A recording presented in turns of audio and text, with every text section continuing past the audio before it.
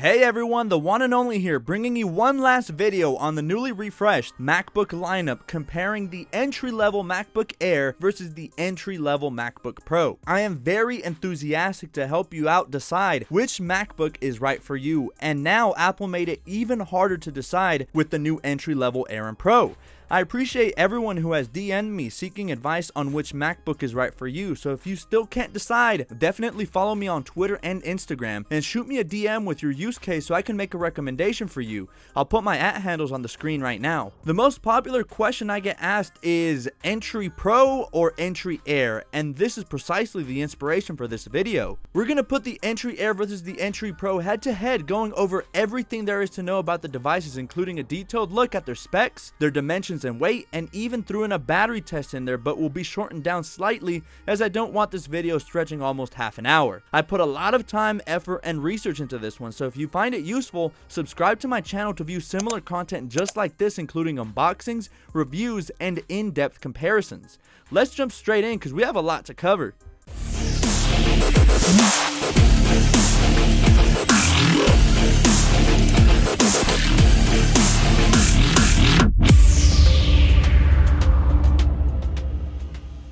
Alright guys, buying a new laptop is a big deal, especially when you plan to use this for say school or for your job where you know you'll rely on it for several years to come. So while you want to save money, you also want to get the best machine possible and the best computer for your needs.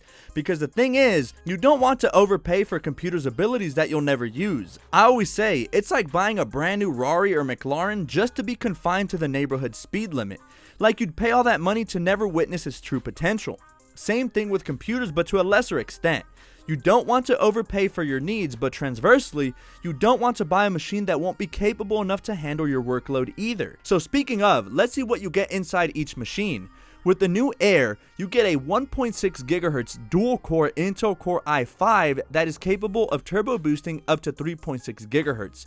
8GB of DDR3 RAM, a measly 128GB SSD, and Intel UHD graphics 617. In comparison with the Entry Pro, we have a big difference internally with the notable addition of a quad-core processor instead of a dual-core, which will help tremendously in multi-core related tasks.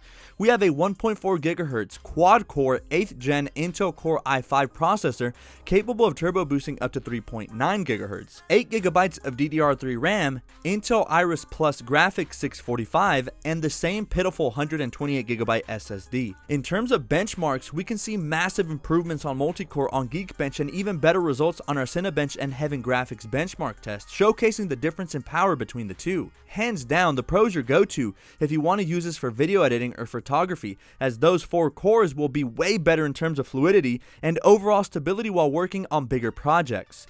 I say, if your workload demands for the occasional editing or coding, pick up the Pro. You'll thank me later. In terms of design, these two computers are really similar. You get 2 Thunderbolt 3 enabled ports on both, a gorgeous glass trackpad which is slightly bigger on the Pro, but still huge in its own right on the Air, which makes for very precise controlling when using it. Both sport the 4th generation butterfly keyboard, and it's sad because the reliable Apple analyst Min-Chi Kuo said we would likely see a new scissor style keyboard soon on the Air, but never came to fruition and is only conjecture for now. I wouldn't mind a new scissor keyboard, as I'm sure literally no one would. Apple changing up their keyboard would be a smart move, but up until now they have refused to listen, and I'm glad customers are speaking with their wallets. Whether you love it or hate it, it's here, and I at least think it's okay. It's very responsive and the travel's so low, allowing you to quickly bounce from one key onto the next. Where we will see a design difference is right on top of the keyboard. You'll see the Air sports the physical function keys while the Pro has a touch bar, but luckily both sport Touch ID, which has been very useful and reliable with my use cases. If for some reason you have a need for the OLED strip, then your decision between the two is pretty obvious, but as I've stated multiple times, for me it's pretty much useless other than using it to send emojis on iMessage. What is more useful is that Touch ID sensor that saves you a lot of time by logging into your computer, especially if you're like me and have a rather long password or can help while purchasing items online that that are Touch ID compatible, in which case not only makes you feel like a boss, but saves you time from entering in your credit card information if making several purchases at a time. Other than that, those two machines look very similar. The Air has a wedge-shaped design and at its thinnest point is just 0.2 inches and 0.6 inches at its thickest, while the Pro has a consistent rectangular design, also being 0.6 inches thick. Dimensions are identical, both being 12 by 8.4 by 0.6 inches, with of course the Air being that tapered design on thickness that I mentioned earlier. However, the Pro is slightly more chubs, coming in at 3 pounds, while the Air weighs 2.8 pounds. So in terms of portability, the Air is going to put slightly less strain on your back if having to carry this in your book bag all day. Also, the Air comes in the rose gold finish, something the Pros don't have, and I don't understand why. Wouldn't it be cool to have a rose gold MacBook Pro with touch bar? I just think it's so slick, or is it just me? Silver and space gray are your only options on the Pro, and I think that's a shame since 9 out of 10 times people pick up the space gray and silver gets neglected. So if we ever had other color options, we may start seeing a wider variety of Pro MacBooks instead of the typical space gray most people pick up. I think design-wise, the Pro looks slightly more aesthetically pleasing because of the touch bar and the overall footprint of the device, but honestly, both devices look very similar otherwise, with the unibody aluminum chassis. Moving right along, and we get to our similar but slightly different displays, which are both 13.3 inch Retina displays, both at 2560 by 1600 pixels, and both sporting a pixel density of 227 pixels per inch, which makes for a very nice display. They now also both sport True Tone, which is excellent for those on the go and for those who want to reduce as much blue light as possible. I'm one of those people that gets slight headaches from the blue light of ordinary screens, so having this is amazing, and for my photographers who need the most accurate colors for their editing, no worries, you can easily just turn the setting off, which may also actually help save some battery since the sensor isn't always on looking to sense the color temperature of your surroundings. Where they do differ slightly is in brightness, with the Pro being capable of getting noticeably brighter. The Air can emit and sustain about 343 nits of brightness, while the 13-inch Pro is much brighter at 428, being the best candidate if you anticipate doing a lot of work with your computer in an outdoor setting. Also, I don't know if it's just me, but the Pro appears to reproduce colors more vividly than the Air. Again, it might just be me though, that's how I see it, and it is important to note, especially when you want to see all these beautiful colors on the screen while you edit photos and such. Want to know what is the deciding factor for a lot of people, myself included?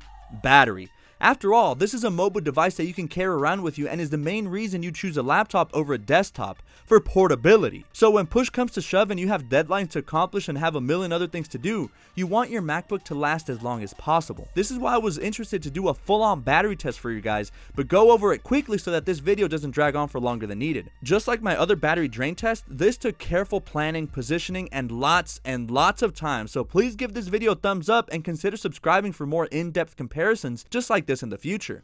Anyway, you guys know the drill. Same brightness, same Wi-Fi network, same everything. I tried keeping this test as consistent as possible. True Tone turned off, Bluetooth off on both devices, and both are on the same operating system.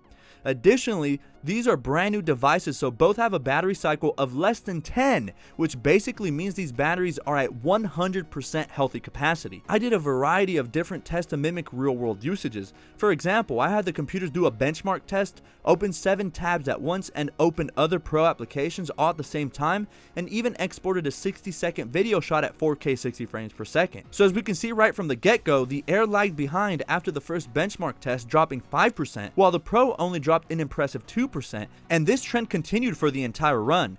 We spent an hour on Wikipedia, a couple of hours on YouTube, and after having social media up for an additional hour, the Air slipped under 50, coming in at 47%, while the Pro at a healthy 59%. We cranked it up a notch and opened 7 Safari tabs, plus Logic Pro, plus the FaceTime app, and had those up for 30 minutes, and then did the exact same thing only with Chrome, and after that the Air was gasping for breath at 25%, while the Pro is chilling at a good 40%.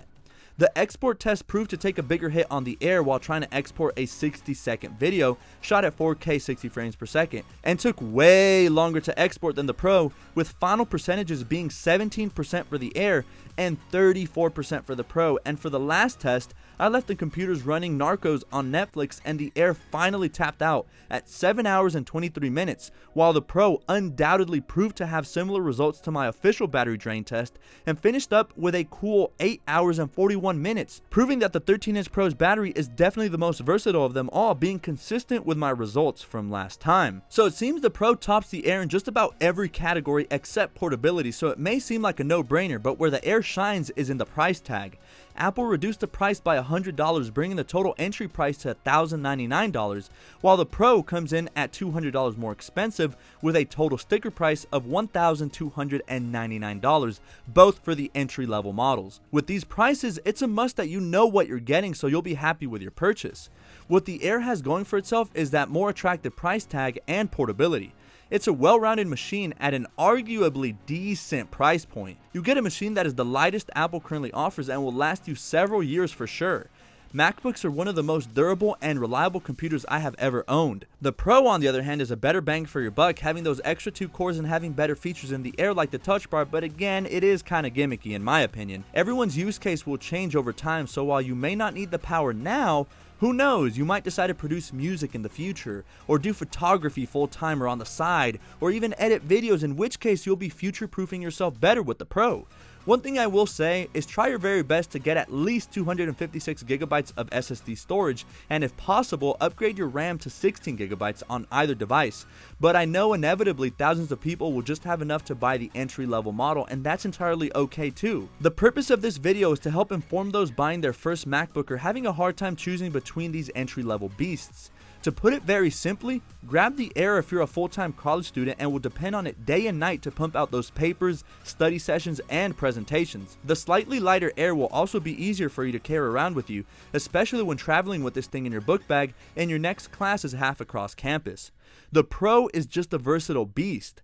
While not coming close to even having what I'd consider good specs, it has just enough to get those who are taking their first baby steps into the world of professional applications like Adobe Photoshop or the macOS exclusive Pro apps like Motion or Logic Pro. The quad-core processor will power through heavier tasks much more efficiently and quicker than the Air, and for a lot of professionals, time is money. So in the long run, I think more people will be happier with the entry-level Pro versus the Air. Well guys, that's been it. Like I mentioned at the beginning of these series of videos, Apple did simplify their lineup but also made it trickier to know which to buy in some weird way. I hope this video helped you decide which MacBook is the one for you, and if it did, please drop a like and let me know which one you ended up picking up. September is just around the corner, which means new iPhones and new Apple Watches and potentially new iPads, and the rumored 16-inch MacBook Pro may make its official debut in October, so subscribe right now so you don't miss a thing. I'm clocking out of this one and we'll catch you all in the next one. Peace.